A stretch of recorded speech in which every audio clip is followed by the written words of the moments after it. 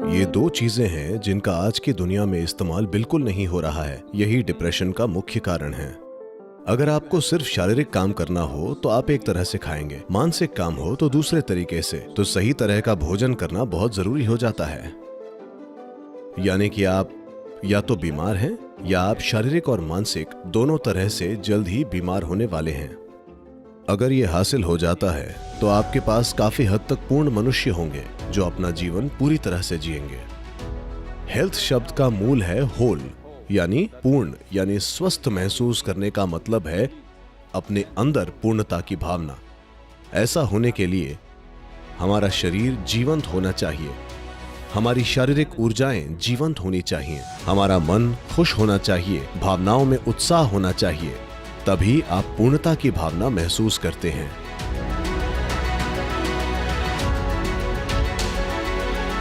मूल रूप से मनुष्य में बाहरी कामों के लिए कुछ मात्रा में ऊर्जा तय होती है।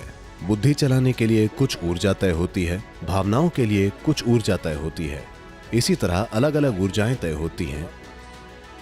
ये हर व्यक्ति के लिए अलग अलग होती है, पर आमतौर पर जो ऊर्जाएं तय की गई हैं, विशेष रूप से शारीरिक काम और भावनात्मक आयाम के लिए, ये दो ऐसी चीजें हैं जिनका आज की दुनिया में इस्तेमाल बिल्कुल नहीं हो रहा है। यही डिप्रेशन का मुख्य कारण है, मेरा विश्वास कीजिए।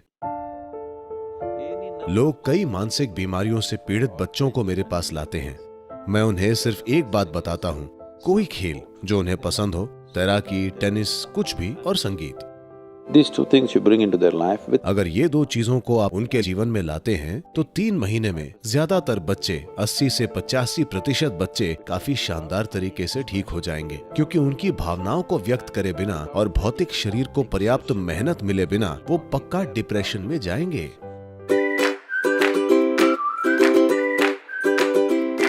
आजकल ऐसा हो गया है, सूर्योदय मतलब लोग अपने फोन स्क्रीन पर देखते हैं, सूर्यास्त मतलब लोग अपनी फोन स्क्रीन पर देखते हैं। हाँ,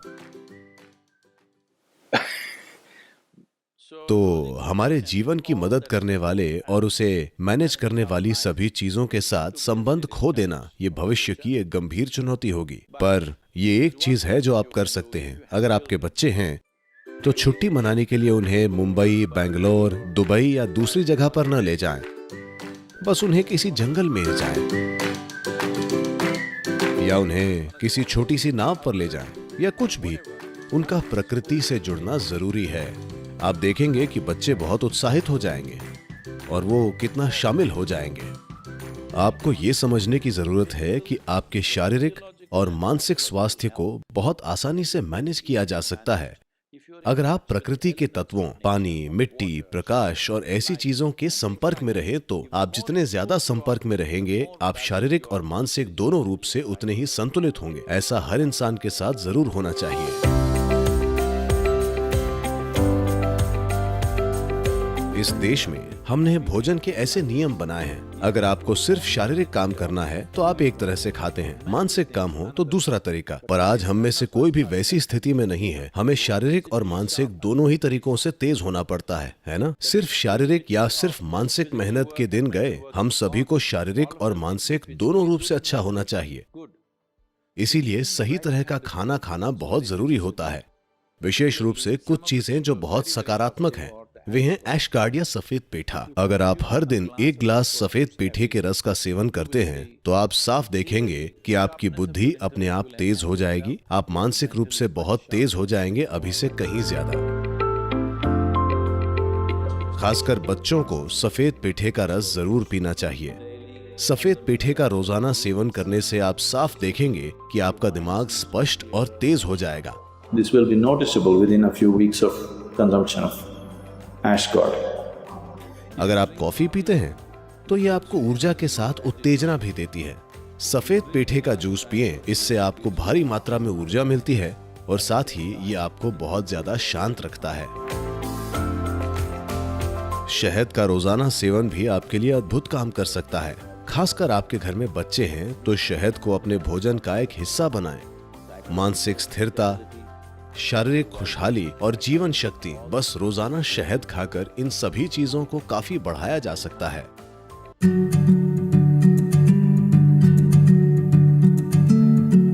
क्या आप जानते हैं कि शरीर में जो भी सफाई की प्रक्रियाएं होती हैं, चाहे आपकी आंतों की सफाई हो या मूत्राशय का खाली होना या फिर सांस छोड़ना, पसीना, ये सब अलग तरीके हैं जिनसे शरीर खुद को साफ करने की कोशिश कर रहा है।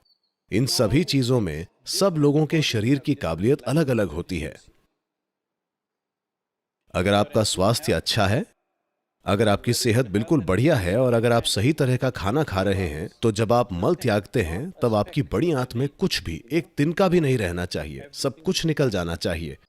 योग विज्ञान में यह बहुत ज्यादा महत्वपूर्ण है, बड़ी आंत का साफ होना, वरना उसका असर आपके दिमाग पर होगा।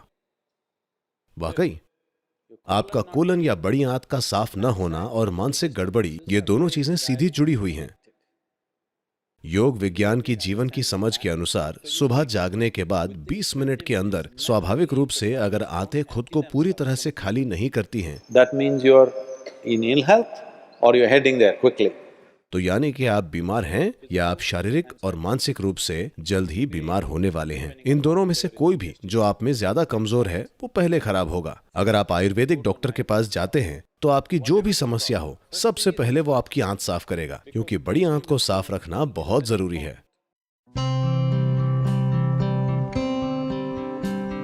आपके पास अभी सिर्फ 4 चीजें हैं जिनका आप उपयोग कर सकते हैं: आपका शरीर, आपका मन, आपकी भावनाएं और आपकी ऊर्जा। अगर आप इन 4 चीजों को अच्छे से मैनेज करते हैं तो वे आपके लिए एक खास स्तर का जीवन बनाएंगी। अगर आपके पास स्वस्थ शरीर है तो आप एक तरह से जिएंगे। अगर आपके पास एक बहुत ही स्थिर और तेज दिमाग है तो आप दूसरे तरीके से जिएंगे। अगर आपके पास स्थिर और उल्लासित भावनाएं हैं तो आप दूसरे तरीके से जिएंगे। अगर आपकी ऊर्जा उत्साह से भरपूर है, जो संतुलित भी है, तो आप दूसरे तरीके से जिएंगे। अब ज्यादातर लोग जो अपने जीवन में अलग स्तर की गतिविधि में हैं, उनके लिए इन चारों चीजों का उचित स्थिति में होना जरूरी है। तो इनर इंजीनियरिंग इसी दिशा में एक कोशिश है कि कैसे कोई इंसान शारीरिक स्वास्थ्य, मानसिक शांति, आनंद और भावनात्मक स्थिरता, उत्साही और उल्लासित ऊर्जा और भीतरी संतुलन पा सके। अगर ये हासिल हो जाता है तो आपके पास काफी हद तक पूर्ण मनुष्य होंगे जो अपना जीवन पूरी तरह से जिएंगे।